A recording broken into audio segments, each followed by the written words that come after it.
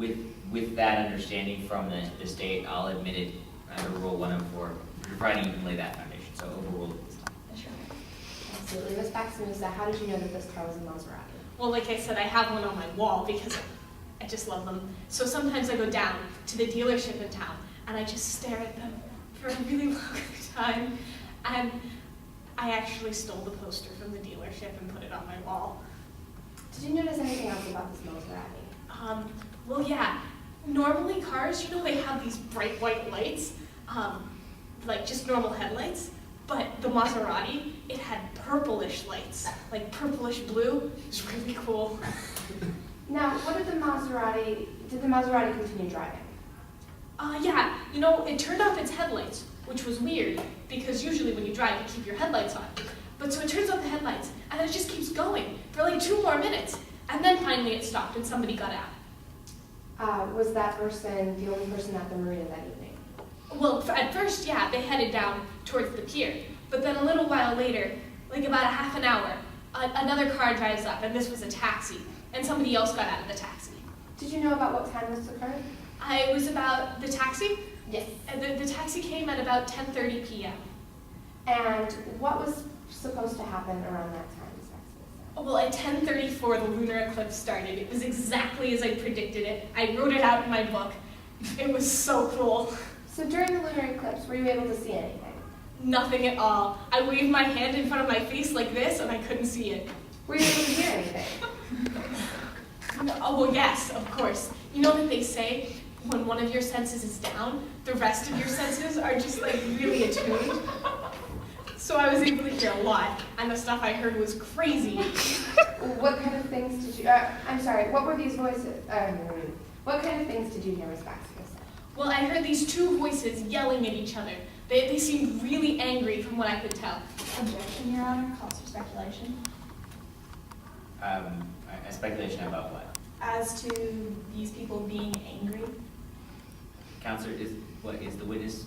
Your Honor, Simon Crawford, she was going to say the statements that she heard, in which case, in context, they were very angry. And I just want to be clear, did she say the voices sounded angry or said the people saying? The people were angry, the voices sounded, they were yelling, I believe she said.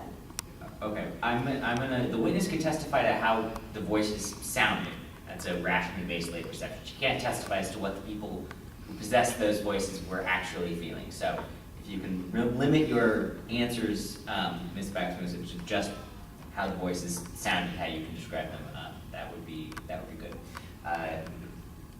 However, I don't think she said that people were actually angry, so I'm going to overrule it this time, but just with that understanding. Go ahead. You said these 2 voices were yelling. What did these 2 people say? Well, the first goes, "What are you?" Objection, Your Honor, hearsay. Your Honor, this is an excited utterance. We have established that they were both yelling at each other. Well, Counselor, I don't think just yelling makes it an excited utterance. They have to be under the stress of an event or condition? If I may proffer, Your Honor, the contents of these statements will lead to a probable event caused. Additionally, this is her present sense impression. Well, even if it's her present sense impression, that's not an exception Right. to the 2 voices. Can you proffer what they're going to say? Sure, the first voice is going to say, I'm sick of you, no. What are you doing? What are you doing? And the second voice will say, I'm sick of you getting in my way, Daddy. And then after these subsequent voices, the witness heard gunshots. Well, first of all, I don't think what are you doing is a statement that inherently has any truth value. It sounds like a question to me, so that's not hearsay. And then I'm sick of you, Benny. I'm sick of you getting in my way, Benny. Okay. Is that being admitted to the truth of the matter asserted? No, Your Honor, just to the subsequent actions of these 2 individuals. Okay. I think we can admit it, and you correct me if I'm wrong, Counsel, I think we can admit that second statement as not being for the truth of the matter, but rather a reflection on the state of mind of the declarant. Does that sound right? Is there any other possible judgment? I don't think so. Okay, I think Got to work through these things. So we'll admit the first statement, what are you doing is not hearsay. So we'll overrule the objection as to that. As to the second statement, I'm sick of you getting in my way, Benny. The jury will be instructed not to take that for the truth value that the actual declarant was in fact, or that Benny was getting in the way of the declarant, but just to reflect the state of mind of whoever might have been saying that. Yes, Your Honor. So proceed. I'm sorry, Ms. Maximo, so you said these two voices were yelling? Yes, so the one goes, "What are you doing?" And the other one goes, "I'm sick of you getting in my way, Betty." They sounded really angry. What happened next, Ms. Maximo? Well, right after that, there were these loud shots, like boom, boom, boom, boom, boom. And I figured that they were probably gunshots because I've seen a lot of movies with gunshots in them, and that's exactly what they sounded like.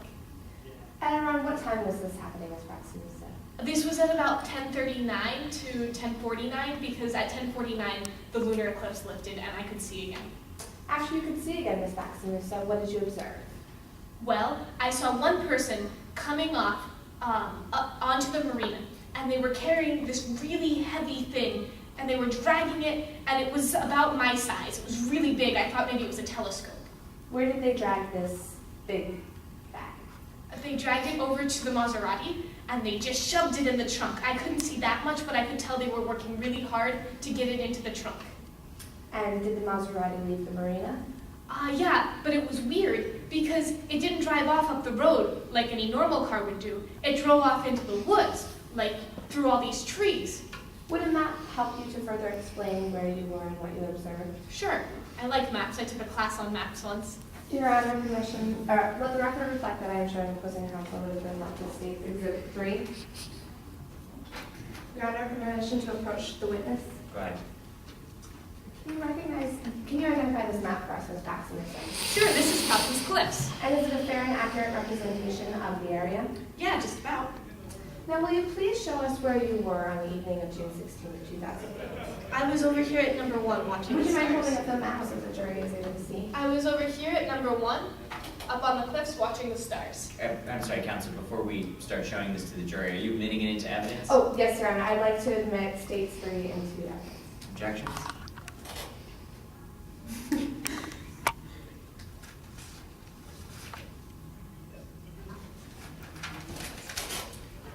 Yes, Your Honor, we object on the grounds that the map is not drawn to scale.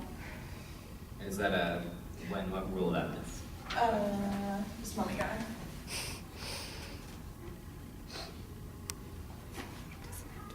I'm conferring with you, and it doesn't have to be drawn to scale, right? We're not. Under lack of foundation, Your Honor. Okay, under lack of foundation as to the map being an accurate representation of the area? Yes. Okay. Your counsel. Honor, I believe I have laid sufficient foundation for this. I mean, I understand that it's not to scale. I think I heard the witness say that and remember, did Ms. Maximo, did you testify that it accurately depicts the area? Yes, Your Honor. Okay. I think the fact that it's not drawn to scale, clearly I'm not going to allow counsel to start drawing distances on the map, but we'll admit it. I think that goes to the weight the jury can assign to it. So I'll admit it. Your objections. It'll be States 3. Ms. Maximo, can you please show us on the map where you were that evening? I was right over here at number 1 up on the cliffs. And where was the marina located? It's down here at number 2 right by the big boat thingy. And when the Maserati first entered, where did it enter from? Well, it came here down on the road to number 3, and it parked there. And when the Maserati finally left, where did it drive off to? It drove off here on number 4, and over here is just the wilderness, so that was a really weird thing for it to do. Now, Ms. Maximo, that evening, before the lunar eclipse, you saw how many people? I saw 2. And after the lunar eclipse, how many people did you see? 1 person and a really big bag. Thank you, Ms. Maximo. No further questions. Oh, permission to obtain what is marked as state's equivalent. And then tender it to the bench so I can. Yes, I would like to tender it to the bench. Thank you. Cross? Yes, Your Honor. Just a quick note. If I want the witness to look at the evidence again, what do I do? You would ask to retrieve it from the bench, Okay. and then you can ask to approach the witness with it. May I approach the bench to retrieve as State's Exhibit 3, Your Honor. Yes, you may.